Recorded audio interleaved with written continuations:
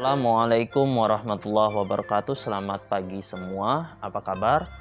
Bapak harapkan kalian sehat selalu. Nama Bapak Zuhairi Ramadhani. Di video kali ini kita akan mempelajari tentang menelaah pola penyajian teks iklan, slogan, ataupun poster. Bapak harapkan kalian menonton video ini sampai habis dan memperhatikannya. Tanpa basa-basi lagi, kita mulai videonya. Baiklah, kita ke pola penyajian iklan. Baik iklan, slogan maupun poster dapat ditemukan di berbagai tempat dan setiap saat. Iklan dapat disajikan secara tertulis di surat kabar, majalah, atau internet. Secara lisan, iklan dapat disimak melalui radio, televisi, atau internet. Sementara slogan dan poster dapat ditemukan dalam bentuk pajangan di tempat-tempat umum. Iklan memiliki karakteristik dalam pola penyajiannya. Yang pertama, iklan media cetak. Iklan media cetak memiliki karakter penggunaan bahasa tertulis. Selain mengutamakan kata-katanya, iklan di media cetak mengandalkan desain grafis seperti warna dan bentuk huruf, tata letak, dan gambar. Iklan di media cetak dapat disajikan dalam bentuk baris dan kolom.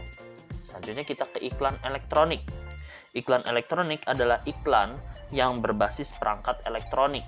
Iklan elektronik mencakup iklan radio.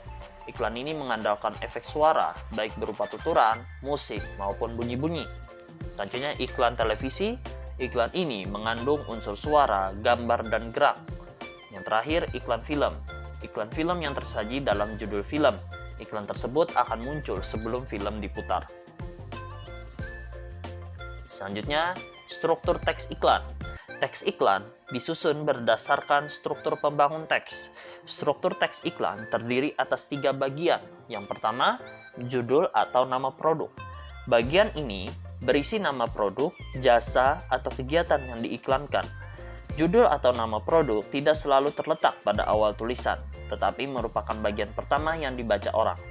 Melalui bagian ini, pembaca dapat mengetahui iklan yang ditawarkan, meski tidak selalu menggambarkan produk yang ditawarkan secara jelas.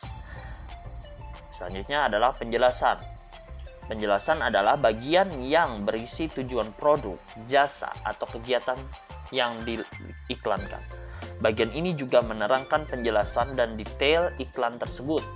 Aspek-aspek yang ingin disampaikan atau ditawarkan pemasang iklan disampaikan secara terperinci.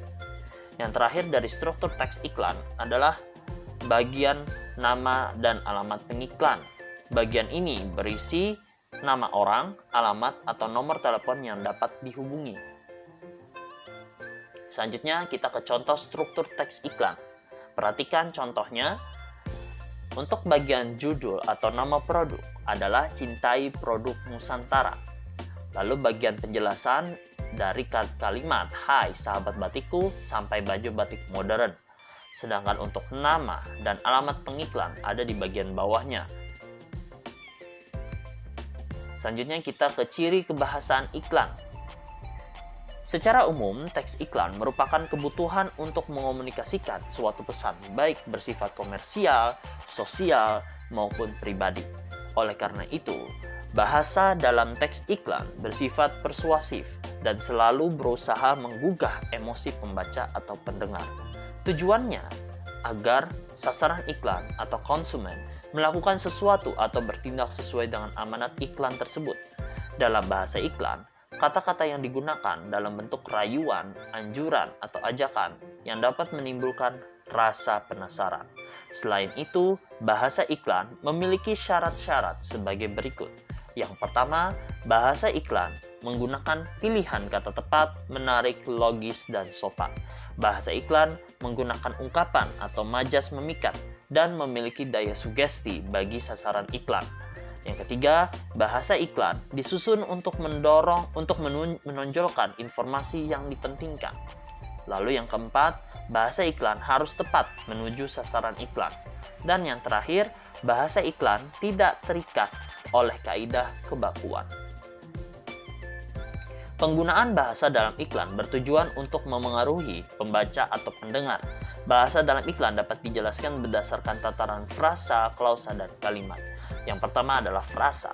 Frasa adalah satuan gramatikal berupa gabungan kata bersifat non-predikatif. Frasa terbagi menjadi dua jenis menurut distribusi unsur pembentuknya, yaitu sebagai berikut: frasa endosentris. Frasa endosentris adalah frasa yang memiliki konstituen inti atau induk dan konstituen atribut. Sebagai contoh, generasi muda paling murah. Kata generasi dan murah adalah konstituen inti, sedangkan kata muda dan paling merupakan konstituen atribut.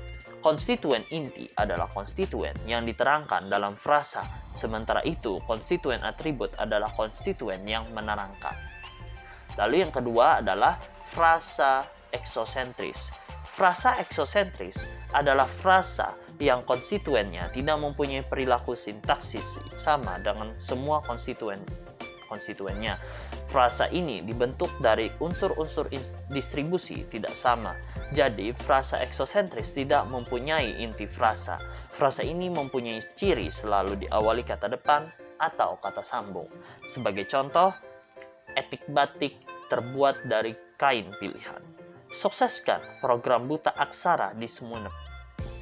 Contoh A terdiri atas konstituen dari dan konstituen kain pilihan. Lalu yang pada contoh B terdiri atas konstituen di dan konstituen Sumeneb. Kedudukan kedua konstituen tersebut tidak dapat saling menggantikan. Selanjutnya kita ke klausa.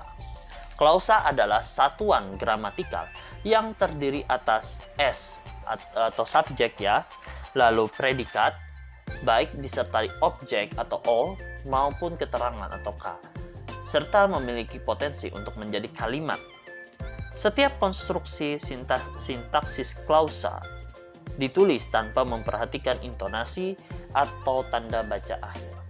Sebagai contoh, Galeri Budaya Nusantara menyediakan lukisan. Galeri Budaya Nusantara adalah subjek, sedangkan menyediakan adalah predikat dan lukisan adalah objek. Lalu, koleksi sangat komplit. Koleksi sebagai subjek, sangat komplit sebagai keterangan. Yang terakhir adalah kalimat. Kalimat dalam teks iklan digunakan untuk menyampaikan pesan yang ingin disampaikan. Penggunaan kalimat dalam teks iklan dapat dilihat berdasarkan fungsinya dalam hubungan situasi. Berdasarkan fungsinya dalam hubungan situasi, kalimat dibedakan menjadi 4 jenis. Yang pertama, kalimat deklaratif. Kalimat deklaratif adalah kalimat pernyataan yang berfungsi untuk menyatakan atau menginformasikan sesuatu. Sebagai contoh, melestarikan lingkungan hidup. Selanjutnya adalah kalimat interrogatif. Kalimat interrogatif adalah kalimat yang berfungsi untuk menanyakan sesuatu dengan intonasi tanya. Kalimat ini ditandai oleh tanda tanya atau kata tanya. Sebagai contoh, Anda membutuhkan lukisan indah? Lalu yang ketiga, yaitu kalimat imperatif. Kalimat imperatif adalah kalimat yang berfungsi untuk mengharapkan tanggapan berupa tindakan dari lawan bicara. Kalimat ini berpola intonasi perintah yang ditandai dengan tanda seru. Kalimat imperatif berbentuk kalimat perintah sebenarnya, larangan, dan ajakan. Sebagai contoh untuk kalimat perintah sebenarnya adalah jangan membuang sampah di sungai. Lalu yang terakhir adalah kalimat seruan. Kalimat seruan atau interjeksi adalah kalimat yang berfungsi untuk menyampaikan perasaan pembicara. Kalimat ini mempunyai pola intonasi seru yang ditandai oleh tanda seru. Sebagai contoh, wah, indah sekali panorama Indonesia. Nah semuanya, hari ini kita telah mempelajari tentang menerangkan pola penyajian dan kebahasaan teks iklan, slogan, ataupun poster. Terima kasih telah menonton video ini dan juga memperhatikannya sampai habis. Bapak harapkan kalian dapat memahami penjelasan Bapak yang ada di video ini. Oke, sekian untuk hari ini. Terima kasih. Tetap jaga diri kalian dan kesehatan, dan sampai jumpa di video selanjutnya. Wassalamualaikum warahmatullahi wabarakatuh.